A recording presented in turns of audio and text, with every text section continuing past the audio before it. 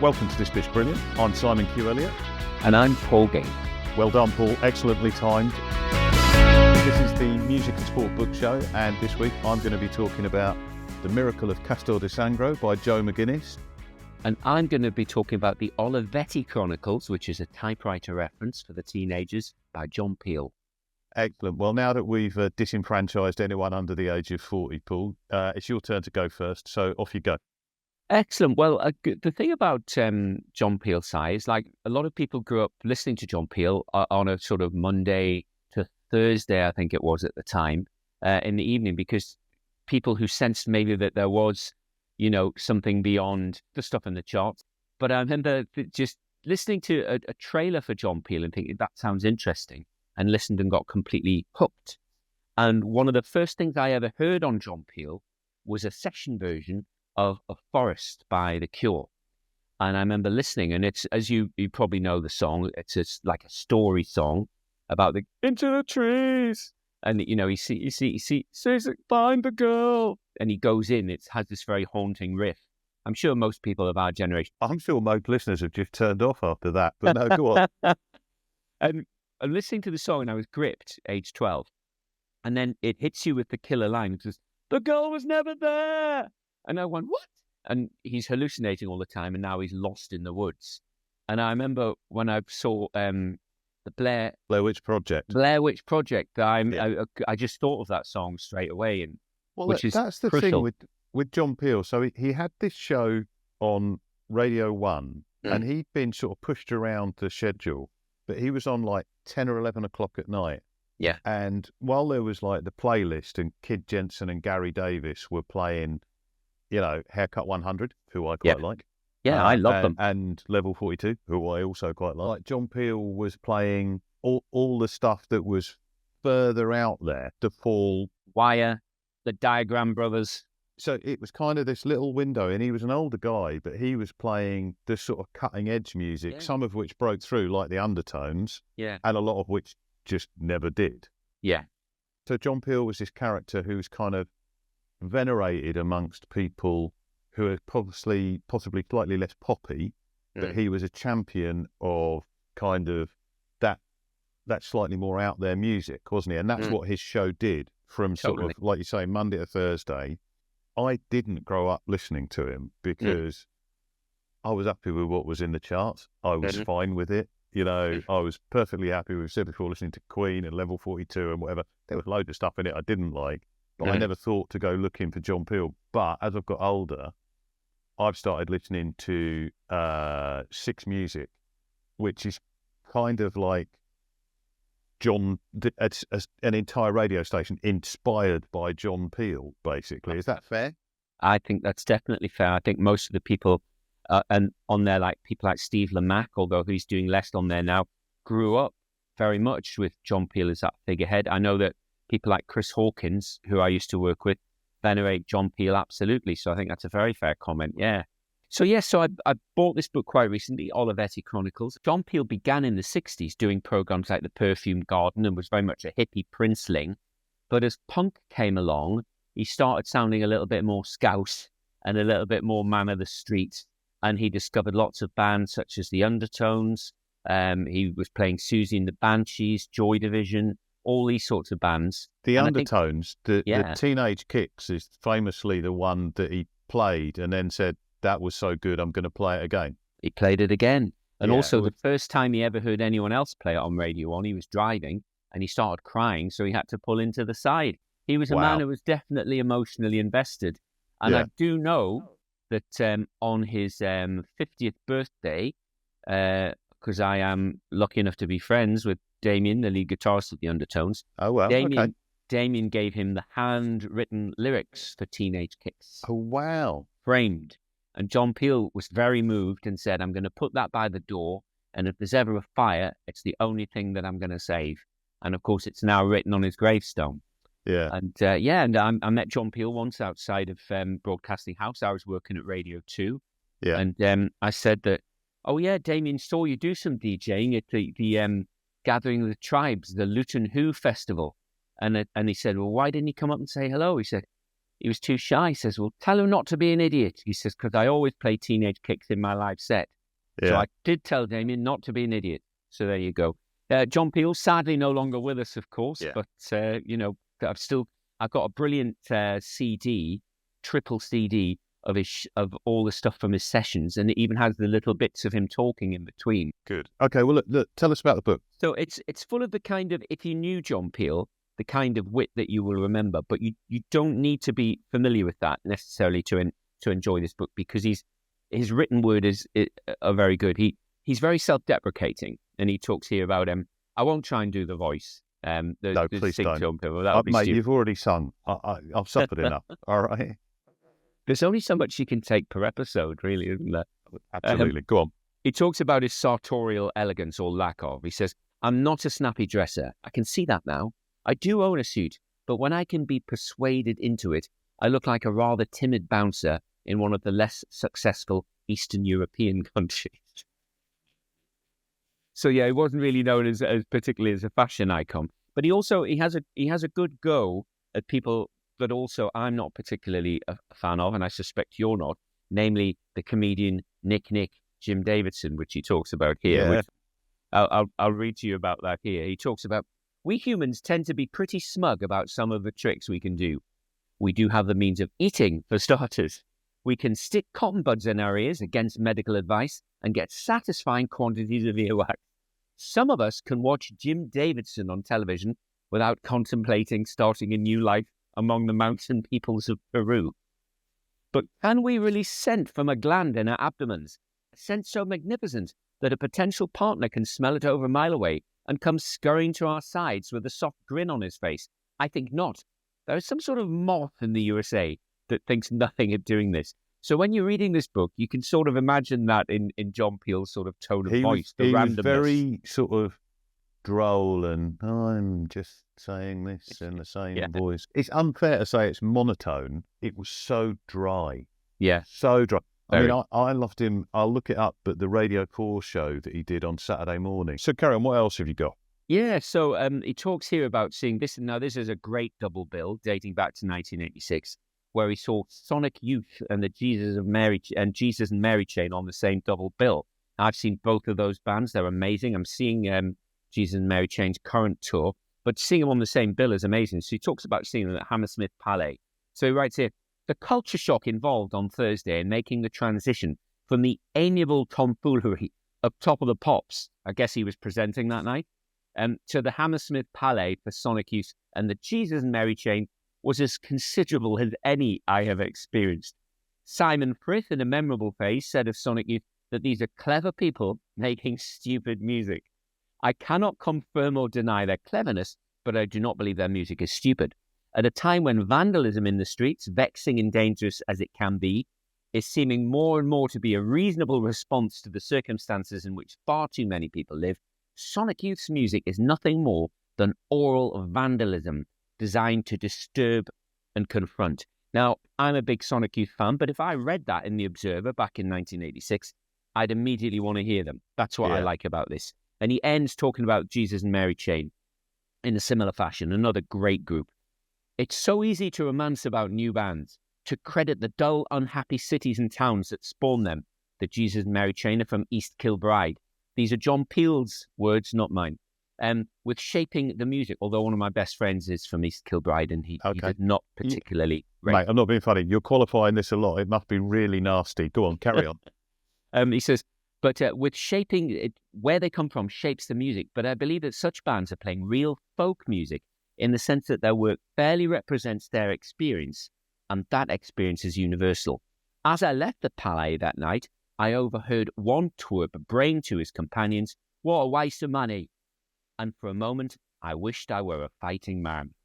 So he wasn't a bouncer or a fighting man, but he had very strong views on the music. And similarly, we talked about before his Radio 1 colleagues, but letting David Jensen off the hook, who's another former colleague of mine. Yeah, you mentioned him before, but go on. Yeah. He's a great guy, actually, but he got moved to the evenings and he started doing a lot of session stuff as well. Yeah. I think basically he just wasn't getting on with a lot of the music, and they thought, well, we'll put him next to Peel, and they were good mates. But he talks about going to see the Butthole Surfers in London as well. And he says, seeing the Butthole Surfers, whether they are visionaries or charlatans, is one of those experiences that compels you to reassess much of what goes on about and within you. I was disappointed at how few of my Radio 1 colleagues I spotted in the heavy throng. It's difficult really to imagine Simon Bates or Gary Davis or David Lee Travis at a Butthole Surfers gig particularly. It's quite difficult. But it's funny, you mentioned like the Peel sessions. And it's like, obviously, for people who know, getting a Peel session for an up-and-coming band was like, it was a real mark of sort of being a credible band, being a credible act. And even now on Six Music, they play, this is, the Fall from a Peel session in 1979 or whenever it was.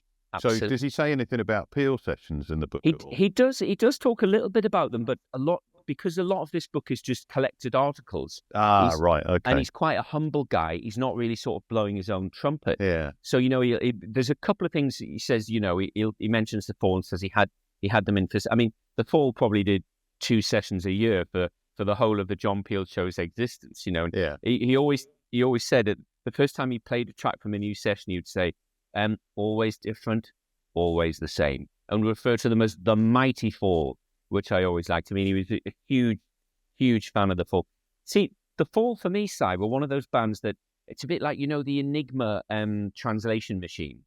Come on. This is going to be good. Go where you're going. I didn't get the Fall at all at first. I remember hearing them on John Peel and going, totally wired, and so it just didn't translate. But somehow my mental Enigma machine, I went to see them live in 1985, and suddenly it made much more sense. Not least because I thought he was very witty, and he was. This is Marquis Smith. Marquis Smith, Marquis Smith. I beg your pardon. And little smirks and little winks at the audience as if to say, "Let's not take this too seriously." And then the music began to make a bit more sense to me. But yes, I think they definitely an acquired taste. Talking of acquired tastes, he does a little chapter on Half Man, Half Biscuit. Okay, sort of 80s, 90s sort of parody band who were famous for songs like 99% of Gargoyles Look Like Bob Todd and I Hate Nerys Hughes. And for those of you not familiar with Nerys Hughes... Which is harsh on Nerys Hughes. I'm of the vintage where I know, but yeah. She's a very inoffensive comedy actress who was in... the Liverbirds, for example. The Liverbirds, yeah. Wonderful. But it talks here about seeing Half Man, Half Biscuit at the Tropic Club. And he does, in fact, talk about a session here. Funny that you mentioned the session. At the Tropic Club, most of the songs from Half Man, Half Biscuit's album set came from the album or from a session recorded for Radio 1. He doesn't even mention that it was his session, such is his modesty. The latter yielded forth the superb Trumpton Riots, and All I Want for Christmas is the Dukla Prague Away Kit. There were a few That's new the song songs. I know. Yeah. Sorry, carry on. No worries. There were a few newer songs too, presumably titles from the impending EP, including an excruciatingly tasteless song about the late Hattie Jakes. The song he's referring to, of course, is, for those of you who noticed, Carry On Cremating. Hattie Jakes, of course, the matron from the Carry On films, etc., etc. And I'm presuming she was cremated, having read that. I'll just finish one last bit where he talks about the Happy Mondays. And being a Liverpudlian as he is, and a huge Liverpool FC fan, he gets a very interesting dig in about Manchester, but we'll get to that. So he talks about the Happy Mondays and seeing them live in 1988, when they were generally unknown to the general public. They hadn't had the big hits. Yeah, that was the year before they broke, wasn't it?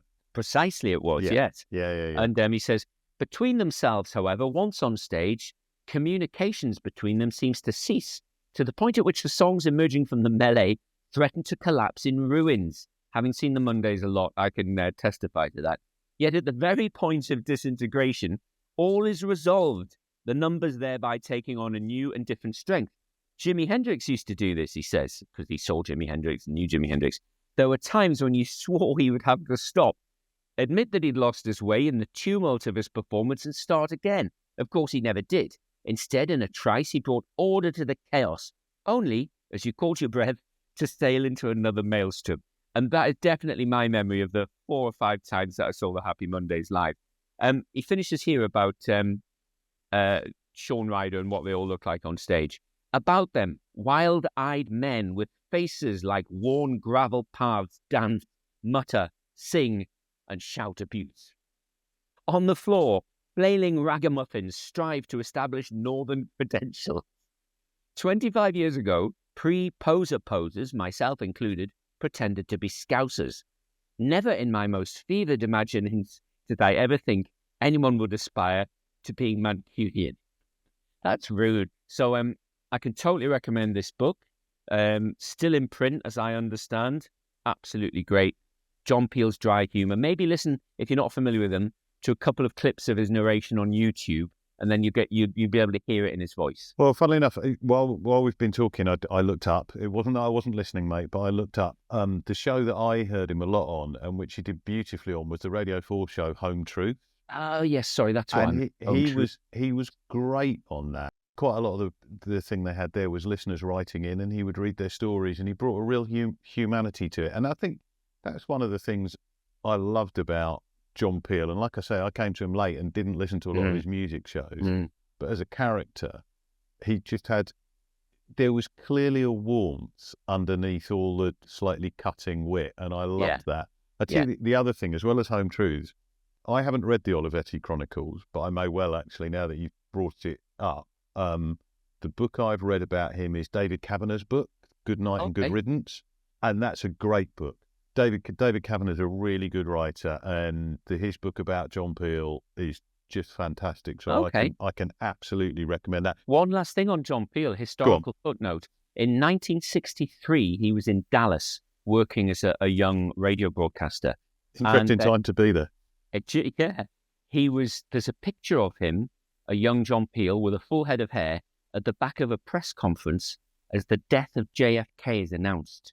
Wow. And you can see this picture online, but you will, if you just go John Peel, JFK, Dallas, and up will come that picture. How bizarre. That is really bizarre. I don't want to dumb it down, but there's also shots of him from Top of the Pops pretending to play the mandolin for Rod Stewart. So that's right. That's a man that's lived a full life. A very full life. And he said his favourite ever gig was the Faces in Sunderland, the night that Sunderland won the FA Cup in 1973. I can imagine the atmosphere, even as a Geordie, I can imagine the atmosphere was fantastic. This episode is sponsored by And the Sun Shines Now by Adrian Tempany. The author of The Damned United, David Peace, called it the most important book about modern football I've ever read. Frank Cottrell Boyce called it brilliantly written, bold, important, honest and gripping, an examination of the state of football. Search for And the Sun Shines Now by Adrian Tempany. This episode is sponsored by King's Gold, the heart-stopping thriller from Simon Q. Elliott. Two of Captain Tom North's soldiers try to kill him. Journalist Henry North is shoved in front of a speeding van. The brothers need to find out who's trying to kill them and why before the murderers succeed. 800 years ago, England's crown jewels were stolen. There's still a price to pay. King's Gold by Simon Q. Elliott. Search for it on Amazon. So, I am going to tell you about The Miracle of Castel de Sangro by Joe McGinniss. Now, for those listening, you won't get this, but Paul, I don't know if you have a little look. Can you see that there's like a charity shop price sticker on there? I can, yeah. Okay, so I was in a charity shop because I'm tight, looking at the books, and I read this book when it first came out, and somewhere along the way in my many moves over the years, I lost it. Okay. And then I just saw it a week or two ago and thought that'd be a great one to do on the show because it's a book I remember being touched by when I read it. It came out in 1999 by American guy Joe McGinniss, and it's about a tiny Italian football team from a place with less than 5,000 people who... The miracle of Castel de Sangro is that they got promoted to Serie B, which is like the Italian equivalent of the Championship, so one below the Premier League. And that is like a place smaller than Tynemouth getting up to the Championship, or my home village of Tongham getting promoted to that level. So it's not like, say, I don't know, Gateshead getting promoted. Yeah. That's very unlikely, but possible. It's something much smaller. For you, it would be like, I don't know, Wallsend, or like I say, Tynemouth going right the way up. Yeah. So that's the miracle that they get promoted. And then Joe McGinniss is this American author who's just fallen in love with football through USA 94. He kind of knows Alexi Lalas. I don't know if you remember him. but he was this American soccer player, as he would put it, who's a big, tall defender, played centre half for the United States. And he had big, shocker ginger hair and a big red beard. Oh, I remember the look for sure. Yeah, exactly. So, even if you can't name him, you go, oh yeah, that guy. Yeah, that guy. Joe McGinniss knew him. America in that tournament were like his gateway drug. And then also he fell in love with Italian football because Italy made it all the way to the final, basically off the back of Roberto Baggio, who was known as the Divine Ponytail, which is one of the great nicknames. Played brilliantly, carried them there.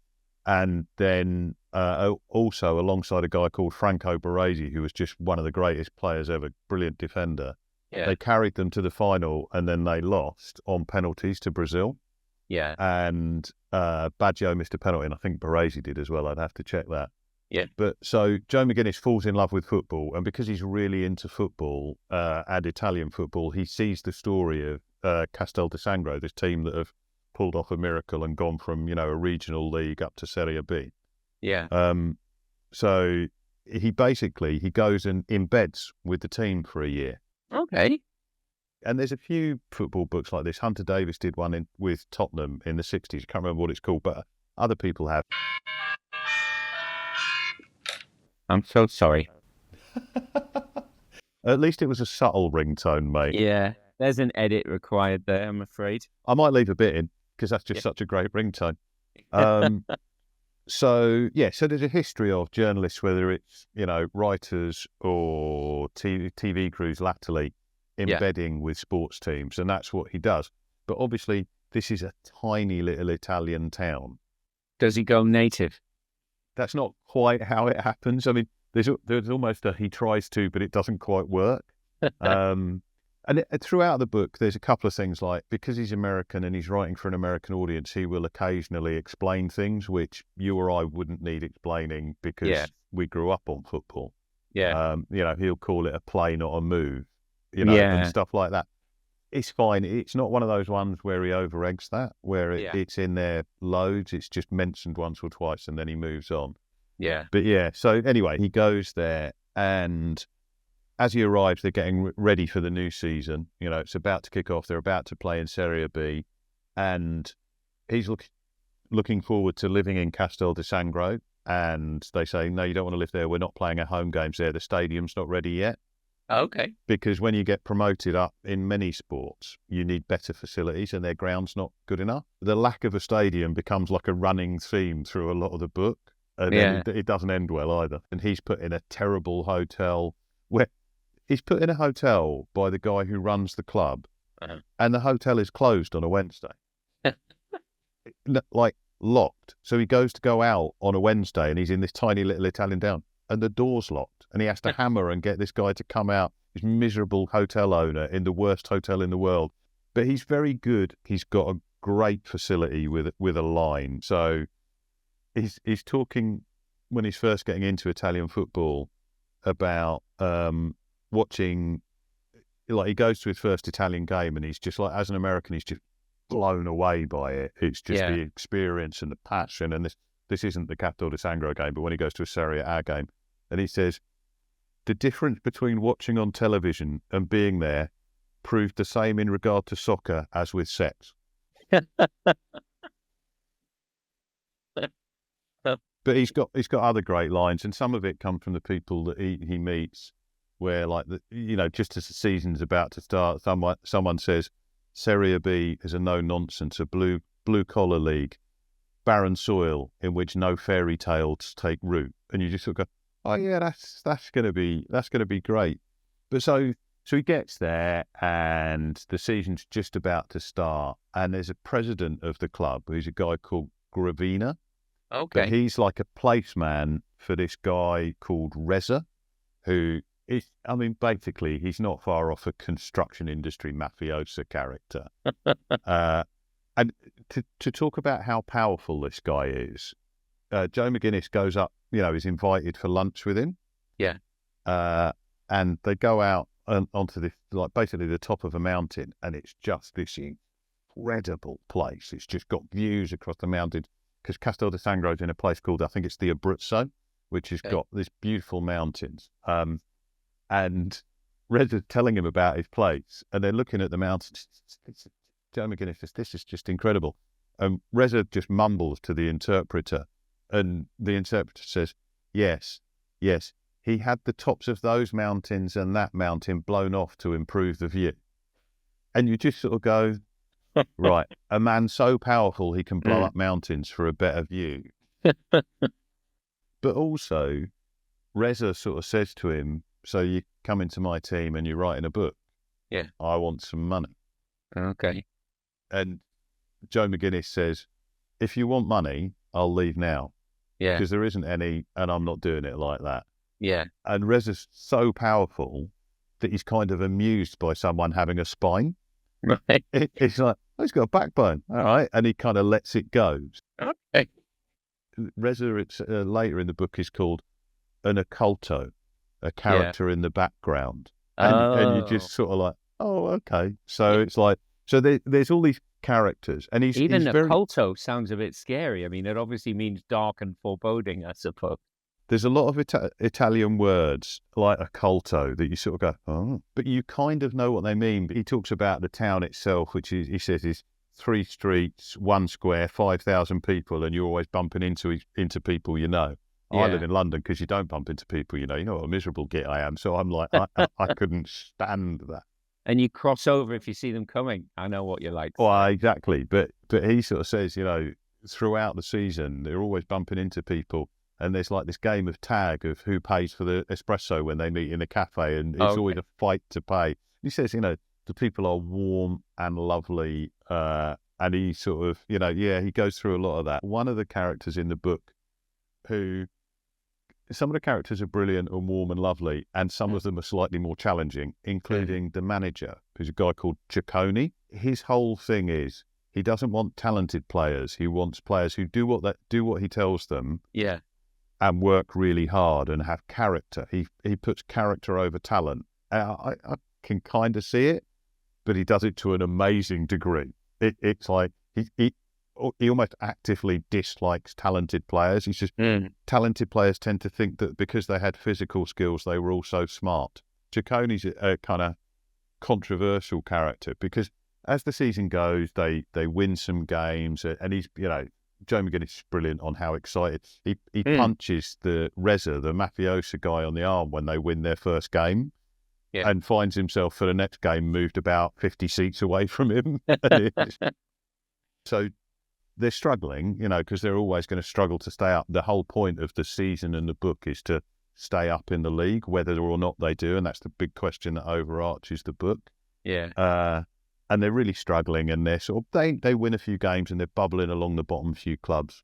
And they get this chance to sign a guy called Joseph Addo, who's the captain of Ghana at the time. Okay. And he comes and he trains with the team, and you know, the players know that someone's going to lose their place to him, but they're all super excited because he's amazing.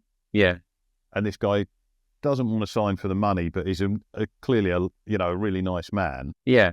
Sort of signs a contract, and then at the last minute, Ciccone, the manager, just says no and won't sign him.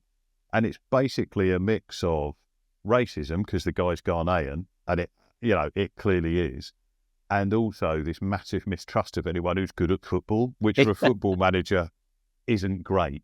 It's not. One of the best things about the book is it kind of gets to the heart of all the things you love about Italy, because I love Italy as a country. I don't go there as often as I'd like, but I've been plenty of times. And it's a brilliant place to be, and they've really got life figured out. And then there's a whole other side to Italy that is like, oh yeah, okay. I was just getting the tourist view. But you're spending a year embedded there, you know, you really get under the skin of some place that you wouldn't in, you know, a 2 or even 3 or even 4 week holiday. You'll see a completely different side to it. I'm fascinated by the idea of a culto, though. It sounds like a budget Marvel supervillain, doesn't it? You know, that would fight Doctor Strange or something. You know, a culto. He's the one that Doctor Strange kills off in the pre-title sequence. Yes, exactly.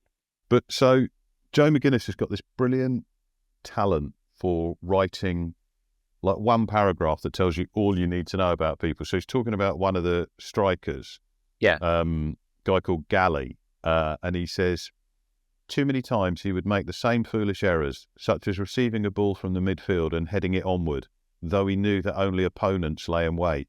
He also lacked speed, dribbling ability, a strong or accurate shot, and any knack whatsoever for creating space for himself by working free of defenders. And he talks about another player, and this is one of my favourite things in the book. So we know that football teams play home and away.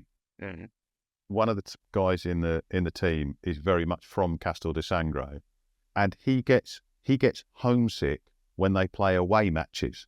So he's away for the day and gets homesick and is rubbish in away matches because he's homesick. And they all eat in a local restaurant. Joe McGinniss walks in there one day and this guy's basically got his head in his hands and it's just like, I can't play away. And it's like, the woman who runs the restaurant says, oh yeah, he gets homesick. And Joe McGinniss is just stood there going, sorry, what? You know you're living a local lifestyle if you get homesick on a day trip. He sums up the team a few times and he says, down by a goal with only 10 minutes left, with both your attackers seemingly reachable only by cell phone and with your star winger's lungs collapsing under the weight of too much nicotine, was not, in my opinion, a propitious time to remove your most energetic, effective and unpredictable player. And he's talking about how utterly rubbish Giacone, the manager, is again, and he really struggles with him. There's a kind of a link there between that writing style and John Peel's writing style. You're sort of saying this is an absolutely terrible decision, but saying it in a very gentle, slightly sarcastic way. Yeah, exactly. There's definitely that's the kind of thing I could almost imagine in a John Peel voice, actually. But also because he embeds, he gets to talk to a lot of people, and they play one game where the ref has clearly been bribed, and it's just completely turned them over, and everyone who's anything to do with the club is furious, and it's an away game, and they get home, and gradually things calm down, and he talks to someone who's been a fan of the club for a long time, and he says to him, "Oh, this is the worst referee ever, the arbitro, the referee, Italian referee, love it, arbitro, yeah, exactly, was the worst ref ever." And this guy goes, "Oh no, we had a much worse one in the 70s once. He was so bad we lynched him." As the season progresses, they still bubble along and they're just in the hunt to stave off relegation. But this guy Gravina, who's the president, and he's the son-in-law of Reza, the sort of mafioso guy who owns the club, he just becomes madder and madder. And he becomes so bad that his father-in-law actually sacks him as president of the club. But so they finally get to the stage, and it's December, where they're going to play a home game in their actual stadium. And Gravina, who's this guy who's running the club, has said at some stage to the people who are building the stadium, I want the greenest grass in all of Italian football. Mm-hmm. Which in December, in essentially a mountain village, is a challenge. But it's possible, because what you do is you stick a load of chemicals under the pitch that makes it super green. Mm-hmm. But then you get a load of rain, and apparently what he hadn't realised was when these chemicals get hit with a lot of water, they essentially seal off about 2 inches under the pitch. So no one can play football on it because the pitch just rips up and floods, and it's basically got a layer of plastic 2 inches under the turf. So they go to play their first game on it, and after 25 minutes it gets abandoned because it's unplayable, and it's just this disaster. And this Gravina guy is it's incredible. I love this book, and I'd forgotten until I saw it, because obviously we've started doing this pod. I was walking out of the charity shop, I saw it, and I thought, no, I'm going to do that. There's loads of funny lines. There are, some of it is actually really heartbreaking. The club's hit by tragedy. There's a cocaine smuggling incident. So that you've got tragedy, a cocaine smuggling incident, how can I put it without swearing? I don't think I can. An arsehole of a manager. And you've got all of this. And Joe McGinniss tells the story beautifully. And he does that thing that embedded journalists do, which he shows that he's fully emotionally invested. These people become his friends. He loves some of them. He hates some of the others. He lives the life he truly embeds. Yeah. And it's a brilliant book. And the end of it is both brilliant and heartbreaking, and I can't recommend it enough. I think it's an absolutely classic book. I hadn't read it, Yeah. You know, I think I read it when it came out, so that would have been 1999, 2000. Wow. Okay. And I remembered it, and I remembered how much it had touched me. And reading it again, and actually, if I'm honest, I haven't quite finished it. But the thing is, the point of doing it was for the podcast. You know, I've read it before, so I've read the whole book before. Yeah. And we've now done the podcast, but I Yeah. will absolutely finish this book because it's a so bit like good. this John Peel book that I actually read it about a year ago, and I thought, you know what, I'll flick through it just through the podcast, but ended up reading the entire thing because I just found it really, really Moorish. And so I've been through the whole thing again. There was so much good stuff in it. So we were talking before about what we're going to recommend this week. What you got for me? This time I'm going to go for a film starring Donald Sutherland called Bear Island, an adaptation of an Alistair MacLean book.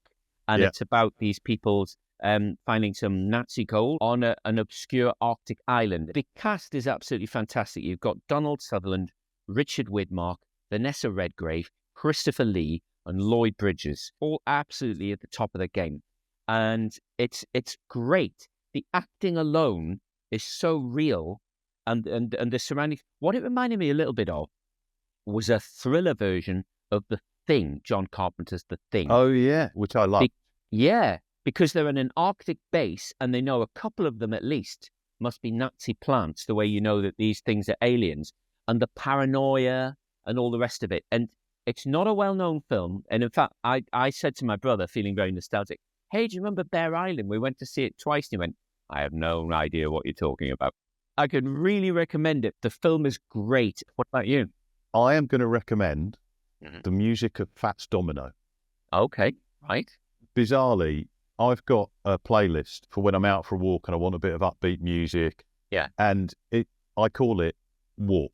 That's what my playlist is called because it's for when I'm walking. And I put one of Fats Domino's songs on it called I'm Walking. Oh, yeah, I know it. Exactly. Yeah. So that came up randomly and it sent me down a little Spotify hunt on Fats Domino's music. Yeah. And it's brilliant. So he's got songs like Ain't That a Shame, Blueberry Hill, My Blue Heaven, you know, Jambalaya, and of course I'm Walking.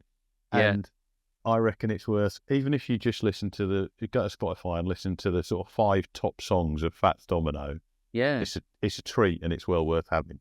So yes, the music of Fats Domino is my recommendation. I'll tell you a couple of obscure connections related to that. Come on then. Fats Domino did a cover of a relatively obscure Beatles song called Lovely Rita Meter Maid. Oh yeah, I know that one. Which is the least high-profile song on the world's highest-profile album, maybe. Yeah. And he made it into a really amazingly funky little track. Really quite surprising. The other thing is that McCartney loved this because McCartney is a big Fats Domino fan. And of course, a lot of people have even said that Lady Madonna is almost a Fats Domino pastiche.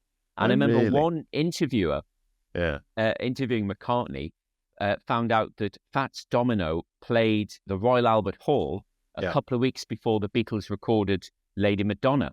And he asked McCartney if he'd been there. And he said, yes, he was there. So clearly Fats Domino was then in his head when he came up with Lady Madonna. Oh, that's amazing.